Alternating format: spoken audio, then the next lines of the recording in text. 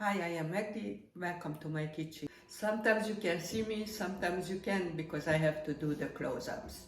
Our dough making takes time because you have to make the starter, and the starter takes a long time to make, and sometimes you ruin it. And just like me, I did it because I didn't listen to the instruction well. Now I show you how I started. I learned from Ben Starr and I really like his method. You turn on your scale and go until 0, and then I can put the cup on. Then I clear at least my scale. I can do this way. So this is 0 right now.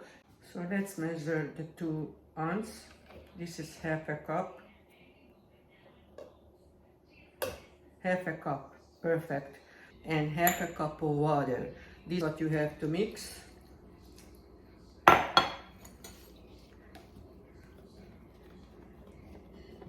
And this will be a little bit liquidy. Don't worry about it.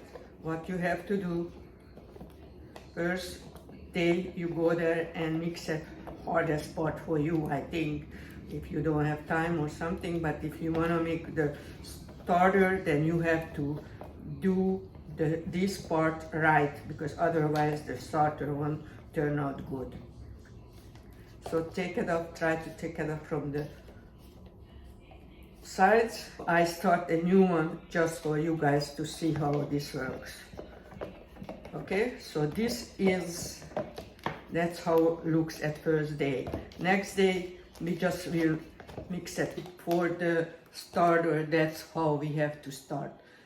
2 ounces of flour, 4 ounces of water, and just mix the first day much as you can, or just walk by and then mix it up, and always use the clean utensils. And you have to use filtered water. The regular water has chlorine and other things in it, so the bread making the starter, you need to use filtered water. So 6 hours later, I come around and I have to mix it to get the air in it. So try to do it the first day and the second day a few times, and then your starter will turn out good. Okay, now I can use my fingers to clean up because I washed my hand. Otherwise any bacteria can go in and then maybe your starter won't work either. If you don't have the scale, then you can start with half a cup of flour and half a cup of water. That's the whole secret with the starting. You have to start with the starter the right way, otherwise your starter won't work. And basically your room has to, or house has to be on the right temperature, not too hot, not too cold. So because otherwise it won't rise up. Use the right measurement, clean utensil, and filtered water. Otherwise it will not work, because the regular water has chlorine, stuff like that. So basically that's how you have to start. Because I never made sourdough, but a lot of people ask for it and I want to try it. So first, when I made the starter, didn't turn out well because I didn't listen for the directions well.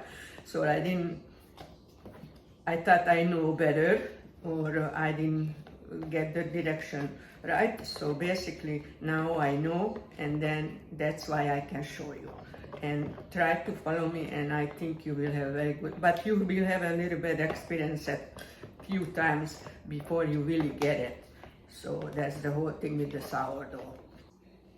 Now you cover it and then you put it in a warmer place. If your house is too cold, then find somewhere or cover it or something like that. But if it's not too hot, not too cold, then this will work out very good, very perfectly. You will see the first day a little liquid on top, but don't worry about it. You just mix the whole thing, mix it up very well, and then put it away. And then before you go to bed, do another mixing, and that's it. But always use clean utensil because you don't want the finicky starter go wrong, okay? So that's the whole thing. Just so maybe a few times you will have mistakes, but if you learn it once, you have a starter for life almost. This is the second day and not much happening. So I will mix it and maybe I will mix it one or two more times, and tomorrow will be the adding the flour.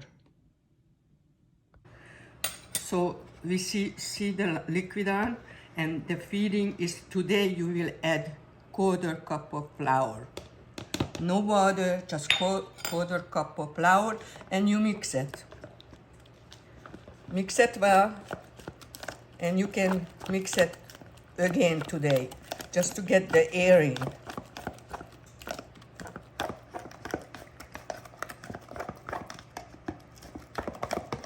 That's it. You will take off from the side to see, and then because my hand is clean I can put it back, but otherwise you can't because the starter is very finicky. So now I make the line and I will see how much this will rise up. It's very important. So make a line and then I will show you again. The cup measurement, because of a lot of people maybe don't have the scale. The scale would be very important, but I really measured the flour out and the water, make sure you get the good result. So I will cover this and then I will keep checking all day how much rise up from the line. If doubled, then I am fine. And then tomorrow we will see what else we can do with it. I like to share my knowledge or recipes I did here, and then I always give my customers the recipe, whatever they ask for. So I start with the video for my mom's memory, and that's why I like to show whatever I can. And my cookbook is on a Congress of Library, so she never will be forgotten. So I write it down for you for the feeding after the 5th day. You have to add 1 cup of flour and 3/4 cup of water.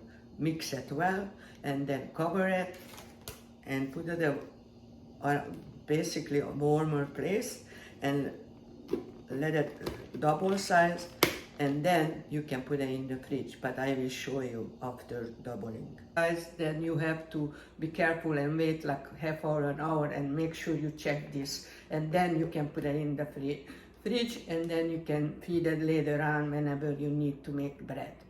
As you can see, doubled in size from the line. Now I can put it in the fridge and will be good for 1 or 2 weeks, 3 weeks, and after I will use it and then I will feed it again. So I will have the good starter for a long time. You can see the bubbles on the side.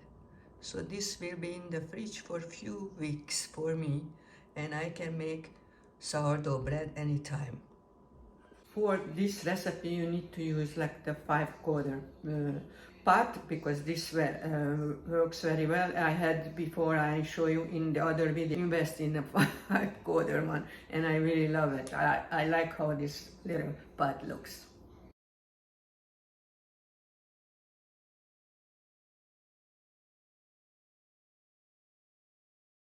If you like what I do, please subscribe and push the red button, and I thank you.